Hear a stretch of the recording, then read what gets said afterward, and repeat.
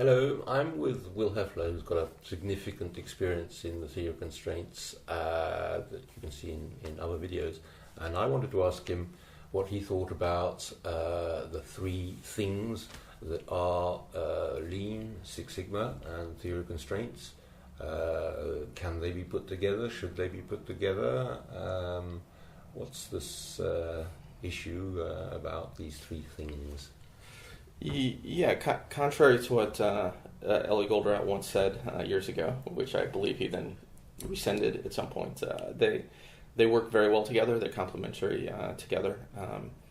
In my experience, I've never been, even years ago when we weren't supposed to do this, I was never a ToC zealot. In other words, it was not important to me that a client believe and say everything we're doing is ToC and we're not doing anything else. The importance was, let's go in and figure out what was the right way to fix the system. And sometimes you needed to do some, quality statistical information.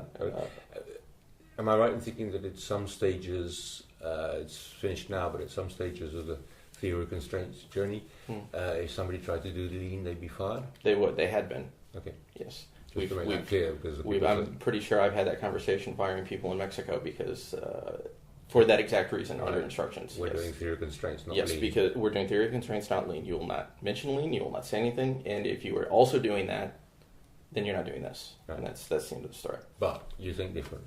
So do yeah, and I think most people now, if most of the people that I know who are doing comprehensive work in industry, whether they say it outright or not, believe that it's some combination, because theory of constraints doesn't solve all problems. It's not designed to solve all problems. It's not. It doesn't do everything that Six Sigma does, for example. I think there are a lot of similarities, like value stream mapping or building a network. I can use value stream mapping to construct a critical chain plan, and then it's some combination of Lean. If you want to call it, Lean management, Lean project management, Lean. Doesn't matter. I'm getting to the same point. I'm not trying to. It's not as important to me to put a label on. I think it's richer than that. I think that it's 1 + 1 = 3. You just mentioned lean engineering and critical chain. They both bring different things to the table, and the combination is very powerful. Right. I completely agree.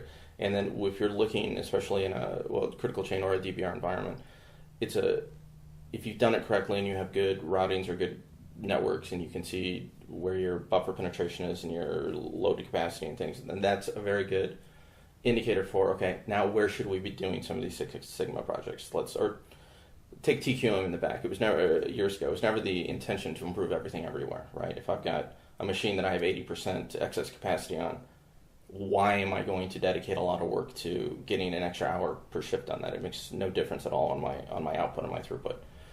But if I know where my bottlenecks are, if I know where my flow is, if I know where I need to buffer, then okay, now I have a much better picture to go in and where should I be doing these quality projects? Where should I be doing, Kaizen, any kind of work? So I think they work together to create a solution that doesn't exist independently for any one of them. Mm-hmm. Okay. I just want to test out my personal opinion on one of these things, which doesn't bring me any friends. I think the theory of constraints has a blind spot concerning quality. And I think the easiest way of putting it is, if you have a non-constraint, a non-bottleneck somewhere that is contributing to significant quality issues, it's going to get missed by the logic of the theory of constraints. And as a result, all the best ideas that we see about how to get to nearly perfect quality, defects per million parts produced, ppm and all that stuff, is not emerging out of any of the theory of constraints ideas and movements and implementations. It's still coming from people who've been basically inspired by Lean and Six Sigma. Do you feel happy with that point of view? No, I do, because when you hear people talk, let's take drum buffer rope, for example, the quality emphasis on any kind of implementation I've ever seen coming from a ToC side is, you want to make sure you have a quality check before the constraint, so we're not wasting time. Right. Yeah, exactly. Yeah, so right. But that isn't about quality. That's about time on the constraint. That's the capacity. It's not quality, right? And if you have excess capacity in other places, and you're really only finite scheduling the constraint, the amount of excess capacity you have is going to completely it's going to hide the defects you have because you're not starving the constraint, right? Because they have that capacity. So that's what I'm saying. And that's, again, a lot. In AGI, we had this problem years ago with our associates who we trained, some of our associates who we trained how to do DBR, but they didn't necessarily have the background to know anything other than DBR. So they didn't know to look at anything else. They weren't lean experts. They weren't Six Sigma. Some of them weren't even production experts. We had production professors who were very, very good at teaching the workshops, didn't have the intuition or the background to think about anything other than this is how you size the buffer, this is how you size the rope, and this is where we identify the constraint. So you miss the things that... And that blindness is things that one finds again in other communities. For instance, the lean community has a rather, in my mind, incomplete view of what the bottleneck phenomena is. They think that they've got rid of it when they haven't, very often, to put it very simply. So the misfit or the problems of dialogue occur within each of the communities.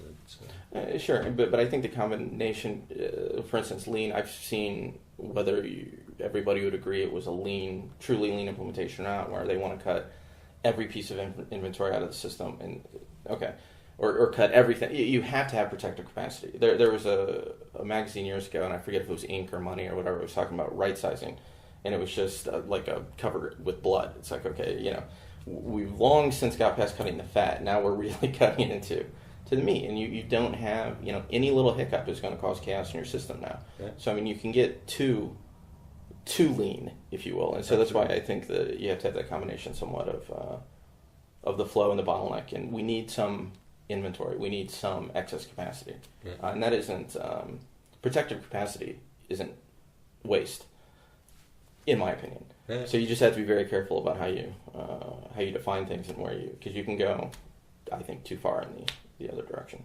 Absolutely. Yeah. Okay. Well, thank you very much. Thank you.